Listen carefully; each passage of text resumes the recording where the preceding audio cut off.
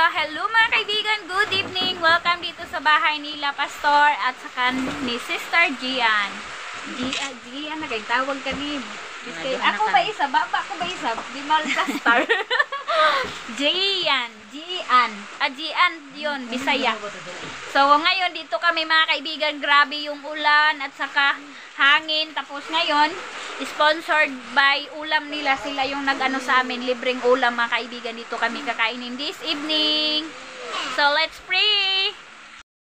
Yung ulam namin in this evening, wow! Thank you for this. Hindi na yan ini-slice mga kaibigan. Okay na na? Papanampuan na? Mga kaibigan, dahil nandito kami lahat, so ano ko na lang sa ila, isabi ko na lang sa kanila dito mga kaibigan yung surprise ko, char. So thank you so much kay Ma'am Arlene. So siguro Ma'am Arlene na lang mga kaibigan, hindi ko na lang i-mention yung apelido. So shout out sa iyo, Ma'am. Thank you very much sa sa pa-sponsor mo sa church namin na sinabi niya mga kaibigan na nabigla ako kasi biglaan yung pag-chat niya sa akin. Sabi niya, Maylin, meron ako ibibigay sa inyo sa church nyo. Kayo nang bahala kung ano yung gagawin nyo. Bibigay ko yan. So, thank you very much sa sa tulong na yan. Malaking tulong po yun. Thank you. Na-surprise po ako. Meron tayong isang kaibigan, mga kaibigan na nag-sponsor sa aming church. So, hindi ko yan hiningi or hindi ko yan binanggit. So, siya mismo mga kaibigan. Sabi lang niya, ibigay mo yan sa sa treasurer, no? Or kung ano yung mga kailangan bilhin ng binigay ko sa iyo. So, thank you. So, ipapakita ko lang sa inyo, mga kaibigan, kapag nabigay ko na. So, kailangan ko pa yung kunin sa GCash. Thank you. Mayroon tayong sponsor sa church.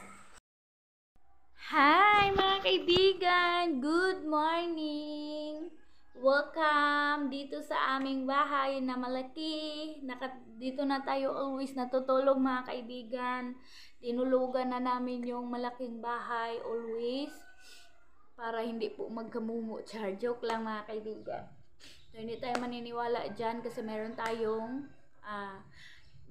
Panginoon na always nag-guide sa ating mga kaibigan. And then, alam namin na nandyan siya, na pinoprotektahan niya kami.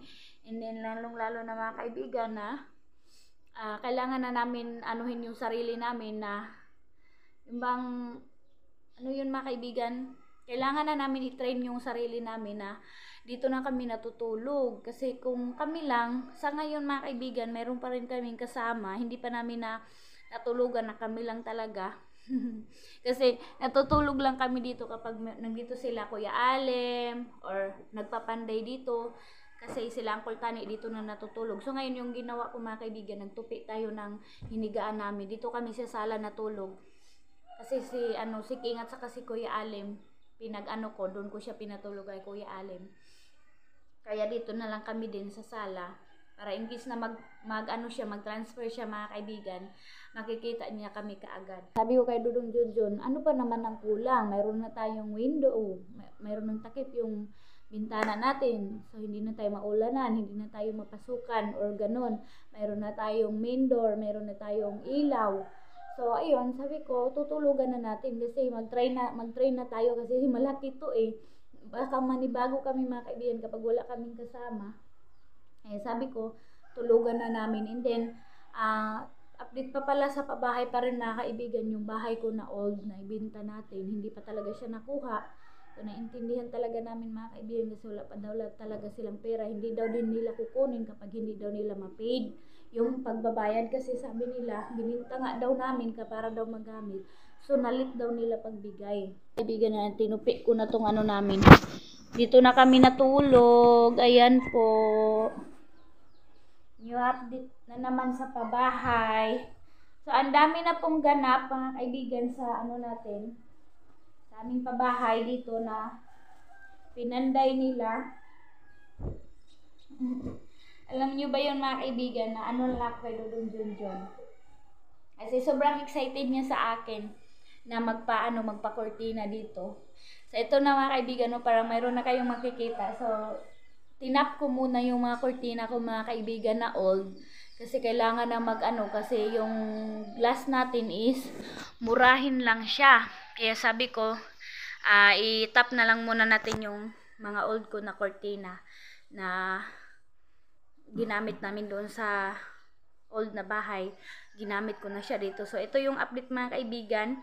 Mag-tour muna ako ulit sa inyo dito sa bahay kasi marami nang ganap. Ang ko tong labhan kasi mabaho na tong mga mga kaibigan. Nag-power bank ako kagabi kasi kalimutan ko meron pa pala kaming kuryente. So ayan na. Okay na tong natin main door mga kaibigan. So ganyan yung lock. So parang hindi ko pa to na sa inyo. Ganyan siya oh. Sobrang ni Uncle Tani talaga mga kaibigan sa namin sa doorknob namin. Grabe. Double lock talaga siya oh. Ayan. Oh, bago pa nga tong mga kaibigan, yung yabi namin muntik na malunod sa Agusan River. Sa Agusan mga kaibigan kasi nabitawan ni Dudong Junjun. Nilagay niya sa kanyang bulsa. Pag angat niya mga kaibigan, muntik niya malunod. Buti nakasangit sa kawayan, nakasangit sa bambu. Ayan, sa labas. Good morning. Makulimlim pa rin ang weather. So dito naakyat na namin lahat yung gamit. Ayan na yung sopa. Oh, nakyat ko na dito ang sopa mga kaibigan. So kailangan ko pa yan ayusin kasi naupuan na siya kagabi. Nang ganap, hindi ko kayo na-update nito mga kaibigan pag paglinis ko dito. Kasi alam nyo ba mga kaibigan, yung paglinis ko dito, yun din yung pag-atake ng sakit ni mama. Kaya hindi ko natapos dito. So ito dito, yung table na maliit. So nilagay ko dito yung Bible. Ayan. Dito tayo, nilagay ko siya dito sa table. Tingnan nyo mga kaibigan yung halaman ko. So, pagpasinsahan nyo na kasi wala pa talaga akong mga halaman na na-transfer. So, gusto ko pa magbili na po ako ng mga paglalagyan ng halaman ko para maakyat ko na sila dito para malagyan na malaki naming bahay ng mga halaman. Yes, excited ako mga kaibigan. Maglagay dito ng mga halaman kasi sobrang lawak. Ayan. So, dito din yung sopa. Nilagay ko din dito. And then, doon din banda Ayan, mayroon na siya. Doon ko nilagay yung ayan, kailangan ko pa yan patahian mga kaibigan para magamit ko pa siya kasi wala pa tayong pangbili na sopa. So, tiis-tiis na lang muna tayo sa mga ganyan mga kaibigan. And then, about sa sliding window natin, ayan yung view. Ayan yung cortina na nilagay ko So, ginanyan ko na lang siya mga kaibigan. At saka, ayan. Ayan yung binigay sa akin ng first package yata to nakin noon mga kaibigan. Matagal na to. Na package ang binigay sa akin. So, shout out sa iyo. Sa isa kong followers noon na nagbigay sa akin ng box na mayroong mga laman na cortina. So, thank you. Nagamit ko siya. Yung iba mga kaibigan nandun sa simbahan. Liit nating glass. Ayan siya. So, ganyan siya mga kaibigan. Yung nilagay ko dyan. Kasi wala tayong ibang cortina. So, ayan siya. Nagamit siya. Dito din. Same pa rin. Ayan. Ayan. Simple lang mga kaibigan. Lagay ko na dito yung divider. Ayan na yung divider. Ang dami ng mga gas-gas. Nalagay ko na yung yung mga collection natin ng mga baso na galing kay Ate Maninay noon. Yung pinadala niya sa amin mga collection ng mga baso. Ganyan. So, ayan na yung kay Mami 1, yung binigay niya sa akin na plate.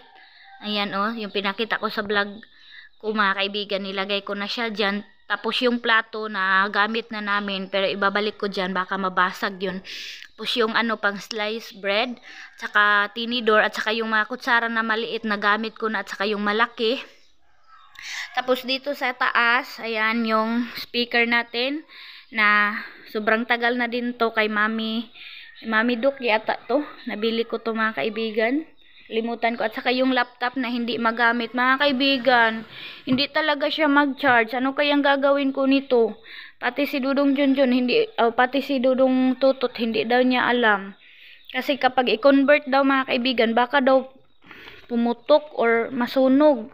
So, hindi ko alam mga kaibigan kung anong gagawin ko nito. Sana pag uwi ni Ate Maninay, try ko pag-charge yung charger niya. Kasi naghiram ako dito ng charger. Hindi talaga siya mag-charge. And then dito, yung mga kailangan ko i-keep. Tapos yung lotion na bigay ni Mami 2. Dito na. And then ito bigay to ni Mami din. Si Mami 1, si Mami 2, ganyan siya. Tapos yung spaghetti, Mami ba to? Or kay tita? Nakalimutan ko mga kaibigan. Ayan yung mga nabigay pa. Hindi ko pa naluto yung spaghetti. Nilagay ko muna dito para mayroong design yung divider natin. Pero transfer ko yan doon sa kusina mga kaibigan. Pero ayan yung iced tea. Hindi pa namin nagamit. Ayan. Meron na tayong collection. Tapos yung tomato sauce. Dito ko muna lagay. Yung Nescafe. Ganyan. Yung mga hand sanitizer. Dito ko muna. Ayan siya. At saka ayan. Dito yung mga basahin, yung mga basahin natin. So, ito din, hindi ko pa din siya nagamit. Nako, atihak. Yung relo ko mga kaibigan. First, yung namatay mga kaibigan kay Dudong Jonjon. Hindi na po siya gagana. And then sa akin, hindi na din siya gagana. Patay na po talaga siya kahit anong gagawin ko mga kaibigan. Wala na yung regalo sa amin ni Atihak. Patay na siya, sira na. Hindi na po siya magagamit yung relo namin. Wala na po kaming relo. So, thank you pa rin. Kahit papano, Ate Hak, salamat sa regalo na relo. Nagamit namin ng matagal. So, ito din yung foaming bath. Hindi ko pa din nagamit. And then, ito, sugar. Mayroong sugar. At saka yung kay Dudong Junjun na lotion. Ito yung tag-isaan kami. Ipadala ni Mami to. Thank you sa inyo. So, ito yung ganap natin dito. Sa about sa divider. Ayan, hindi pa ako tapos pag-keep ng ano natin. Hala mga kaibigan, tapusin ko muna to pagtupi bago tayo mag-tour mga kaibigan. Tapos ko na pagtupi mga kaibigan and kailangan ko talaga bumili ng mga new bedsheet or mga kumot, mga punda mga kaibigan. Yung pelo ba yung pelo? Yung pelo natin mga kaibigan kasi maliit lang. Kapag mayroon tayong bisita, wala tayong magagamit. Kaya ang dami pa talagang kulang dito sa bahay. Kaya paunti-unti lang talaga mga kaibigan yung pagbili natin soon. Kapag matapos na talaga itong bahay. Pero sa ngayon, wala pa talaga. So, taste muna tayo sa mga old na gamit. Kaya, tara mga kaibigan, tour ko kayo muna sa latest update natin. Sabi ko sa inyo na old ko na cortina, super tagal na to mga kaibigan. Lalong-lalo na si Mama Aramina ninyo kapag nakita niya to kasi super tagal na to mga kaibigan. Old pa daw niya to na mga cortina pero hanggang ngayon buhay pa daw mga kaibigan.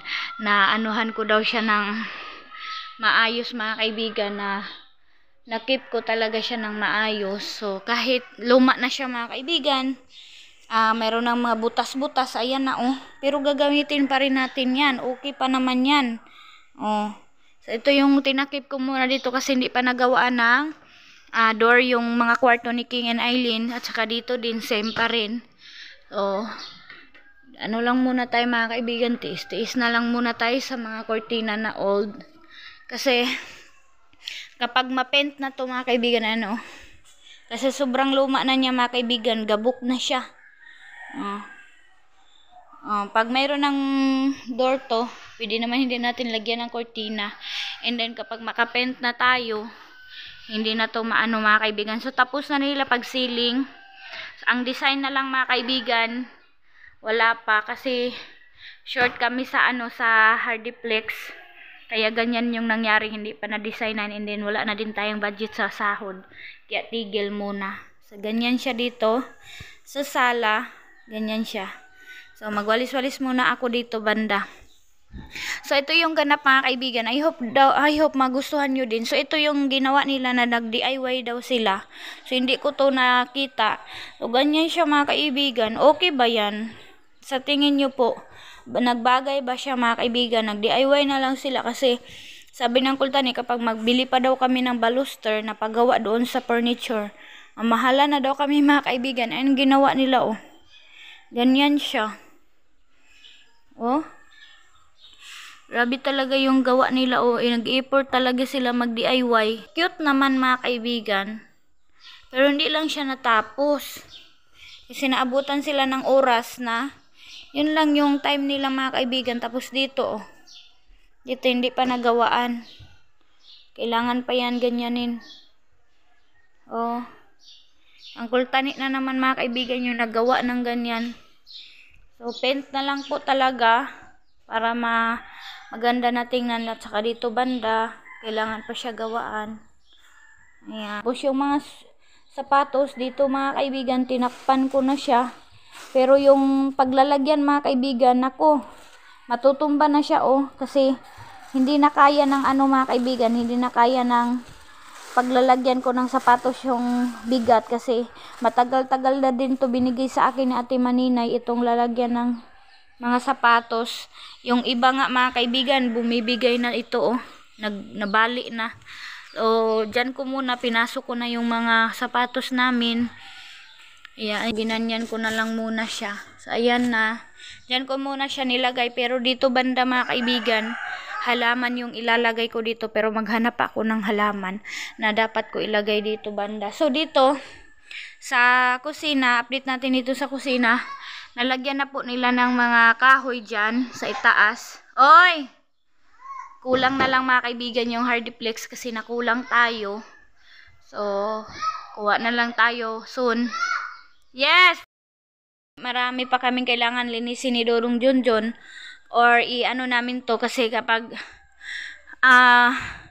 dito na tayo sa taas matulog, meron na kaming mga kaibigan.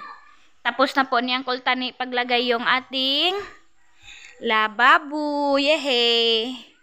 Sabi ko sa kanya, Uncle Tani, temporarihan mo lang paglagay ng ganyan. Ayan na para doon. Tapos magkanal na lang kami doon mga kaibigan para hindi po dyan, mabaho. Maglagay na lang kami ng kanal. Tapos ayan po yung hitsura ng lababo natin. Tapos dito na siya. Ayan na, ganyan na siya. Yehey! Sa wakas. Dito, naka-grout na po si Uncle Tani mga kaibigan. Ang cute ng natin, design. White at saka gold at saka black. Ganyan na siya. Nalagyan na niya ng tiles frame.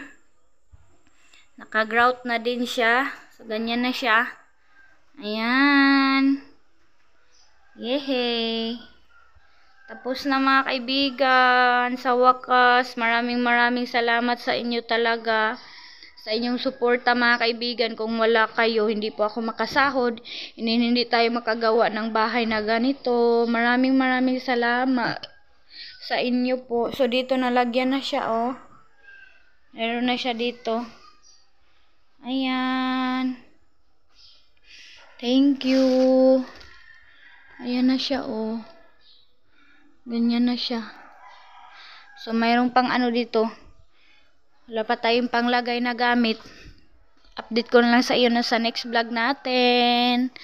Ayan na po. Patuloy po yung natin. Pagbablog. So, ito muna mga kaibigan, yung update ko sa aming bahay dito sa Agusan Mars. Ito pa po yung ganap. Kaya, thank you so much sa suporta, sa walang sawang suporta, sa walang sawang panunood. Kahit ganito lang kasimple yung vlog ko mga kaibigan, nandyan pa rin kayo. Kaya, thank you talaga. Ayan. Ayan. Good morning. Thank you for watching mga kaibigan. Bye-bye. Next upload na naman tayo. Sorry, late nyo always mapanood yung vlog ko. Kasi mahirap ang signal. And thank you ulit sa nag-load. Ang dami ko pong na-upload dahil sa load niya nabigay. Thank you. Bye-bye. God bless. Maraming salamat.